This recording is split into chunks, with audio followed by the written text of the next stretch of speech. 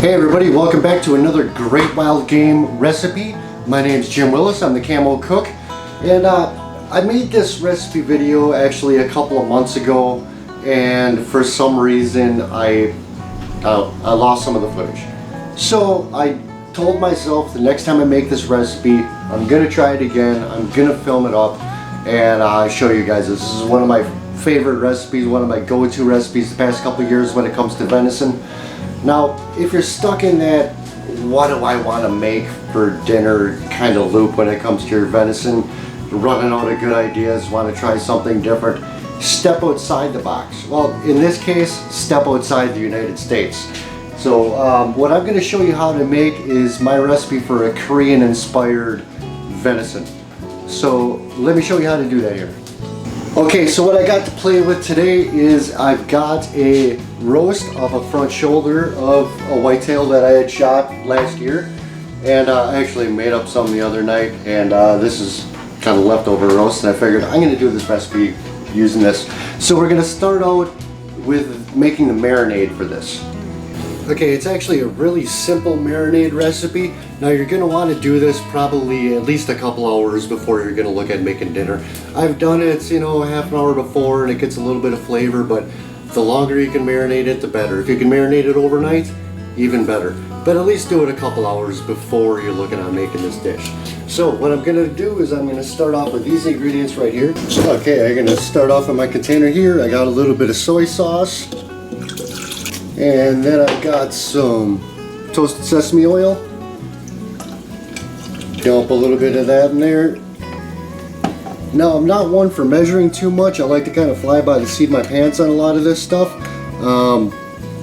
But yeah, it all depends on how much meat you got to how much marinade you need to make. But I got some sesame seeds, white, black, mixture of both, doesn't matter. I got some crushed chili peppers. I'm going to throw some of that in there just for a little added heat. Go as heavy or as light on that as you want to.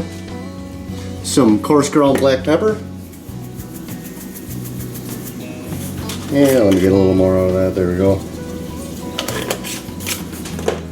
A little bit of garlic powder. You can also use fresh garlic for this recipe. I just happen to be out, so I'm going to use garlic powder. Got a little brown sugar here, and what I like to call Korean ketchup, gochujang. Now gochujang is a fermented chili paste. It's got quite a bit of heat in it, but it's not overly spicy. I'm going to take a good heaping scoop of that. Now use as little or as much as you want, depending on how spicy you actually want it. Like I said, it's not actually that spicy, but it's got a little bit of spice, got a little bit of heat to it. I got that. Now, I fill my microplane here. I got some fresh ginger. Just picked this up from the store, so I guess I should have taken it out of the bag first. Now, easy way I found to use it is just to use this microplane for grating. And you can just go ahead and grate that ginger right into there.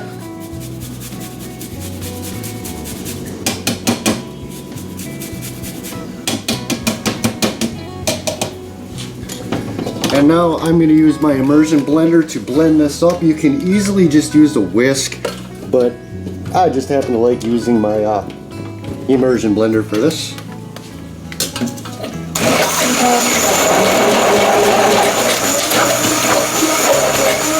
And you just want to get it all good and mixed up and combined.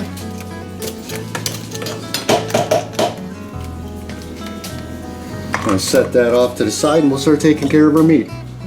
Now for the meat, you're going to want to slice it up into fairly thin slices, not like deli cut thin or anything, but you know, about a 1/4 inch thick slices, because you want this dish to cook up real quick. When you put it together, it's going to go together really fast.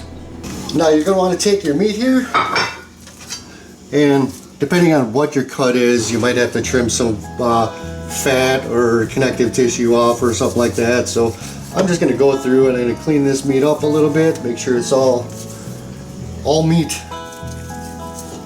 Alright, so I've got my pieces of roast here, and like I said, you're going to want to do it about 1/4 inch thick slices.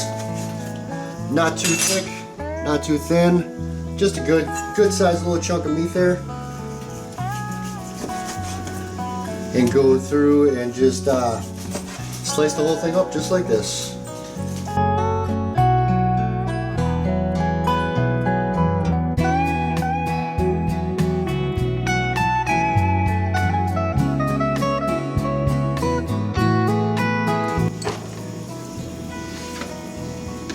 Okay, then through the magic of high-speed editing, we got everything chopped here. I'm just going to take this, I'm going to throw it in a bowl, make sure it's a non-reactive bowl. Then I'm going to take my marinade that I got here, and I'm just going to dump it right in. I take my spoon here, give it a good mix around. Alright, got that all mixed there. Now I'm just going to wrap this up in saran wrap. And I'm going to stick it right in the fridge, and I'm going to just leave it hang out in there for a couple hours, at least a couple hours. It's about, what, 2:17 according to my microwave clock, so I'm going to bust this out probably about 5 or 6 o'clock and start cooking it up. So come back to us then, and I'll show you how to do the rest of it. So as we got our meat marinating, I'm going to go ahead and prep up the vegetables that I want for the dish. Now you can really use any kind of vegetables you really like. I got certain vegetables that I usually use, but if there's anything else you want to throw in there, take away, feel free. I mean, it's cooking. It's not a science, it's an art. You cook what you like. So these are just the vegetables that I like to put in this dish. Alright, so what I've got here is I've got carrots, broccoli, I have a red bell pepper, a little bit of onion that I had left over in my fridge, really, but and I got some green onions. This one I'll wait on cutting up because I'm going to use it for garnish. But, alright. Now there's 1,000,001 ways to cut a carrot. This is just kind of the way that I like to cook when I'm cooking this type of cuisine. It's called, or at least I like to call it, a plank cut carrot. So I'm going to cut it up in chunks. And then I'm going to cut it lengthwise. Now, you're going to want it, you know, not super thin, but not really too thick. If you cut it too thick, they're not going to cook right. And really, you want to cut everything up so it's all going to cook the same. See, this red bell pepper, they're fairly thin. They're not really thick. So if you cut your carrots here thicker than you cut your pepper, these are going to get done in different times. And it cooks quick, so seconds matter when doing this type of cooking. So I got the carrots I'm cutting up here. Alright, now that I got my carrots done, the next thing I'm going to want to do, red pepper. Very simple way to do a red pepper is start from the top, go straight down, and cut yourself 4 big slabs. And you pretty much take out the whole seed core. Real easy. Then I'm going to want to go through, trim off this white membrane here, because that's actually a pretty bitter flavor using this, or leaving the white in there on these bell peppers, on any of them.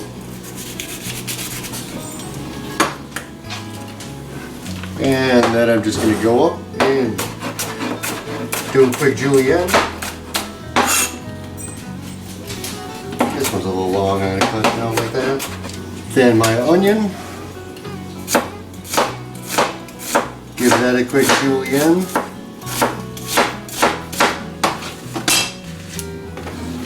Now for the broccoli, I'm just going to take it, knock off the top right there. Break these apart into bite-sized pieces. You don't want too much of a stem on it. And then of course I got my green onions.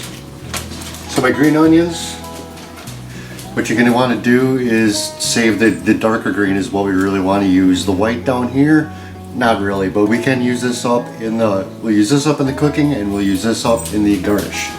So what I usually do, lay it flat like that and at an angle. With your knife kind of at an angle and kind of kicked off to the side.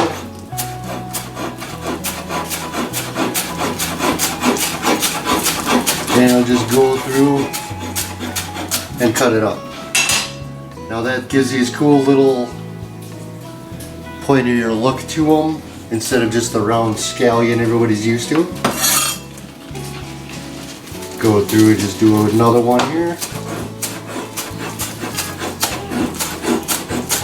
Now really you can cut them either way. It's really not going to make any difference, but presentation is everything, so I like to make it pretty.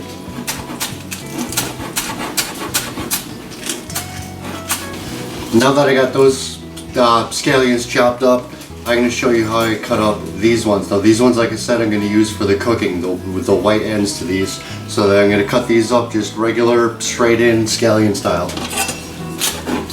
And let's cut those straight. Now I use these for cooking because they're a little more potent in flavor, a little more oniony, and the greens are a lot milder flavor. So this one I want to let it cook down a little bit. I won't use the end, but just where it gets whiter at the bottom, just chop it up like that, throw it in your dish. Now let's try to put it all together. Alright, now that my meat's been marinating for a couple hours, I'm going to get my saute pan going here. I got that on kind of high heat. Like I said, it's going to go quick, so you want it on a higher heat. A little bit of olive oil.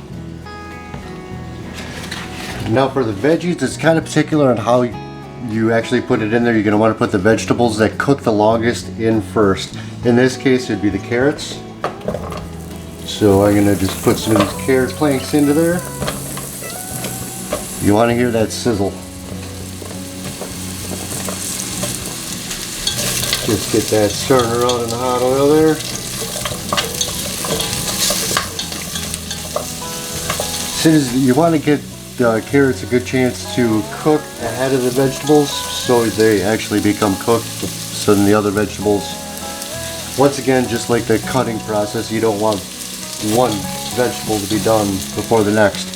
So now that I got this started to heat up in there, I'm going to take my peppers and my onions, because that's going to take the next longest. And a couple of hidden carrots into there. And I'll put my yellow onions in there. I'm going to save these scallions for a little bit yet, because those really don't take too long to cook down. Give that a good stir.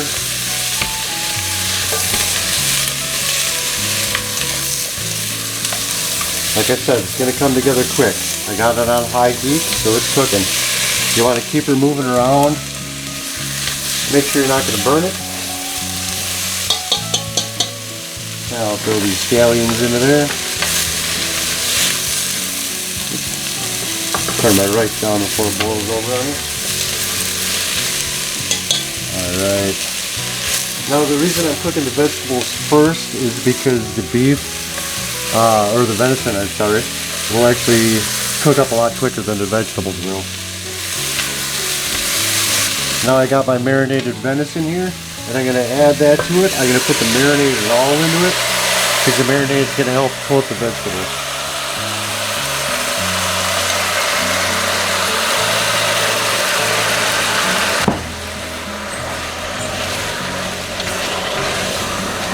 Give that a good stir, keep it on the high heat. Oops, making a mess of my stovetop.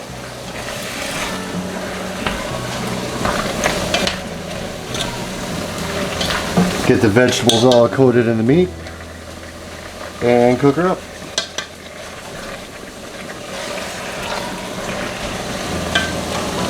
I'm going to just turn the heat down a little bit, that way my sauce doesn't burn, because I do got the sugars and everything else that's into there. Now that the beef's getting fairly well cooked, I'm going to take the broccoli and put it in here, because broccoli, it really doesn't take too long to cook, and you want some firmness and a little bit of crunch to it yet. So you don't want to cook it down to where it's soggy broccoli. You want a good bite. I'll give that a good stir into there. Okay, it's been going for a few minutes there. The venison, see, it's nice and thin slices, is looking pretty close to done here.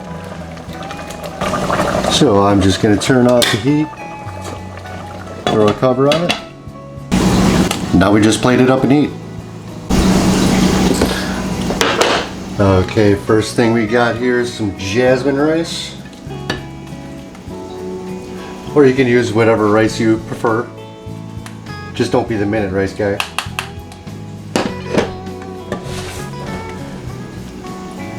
And then I got some of this venison, veggies,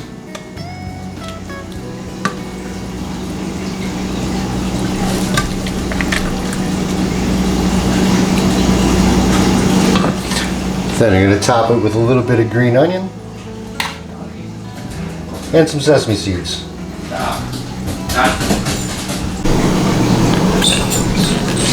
So there it is. Hopefully you like it. If you try it, let me know. And happy hunting.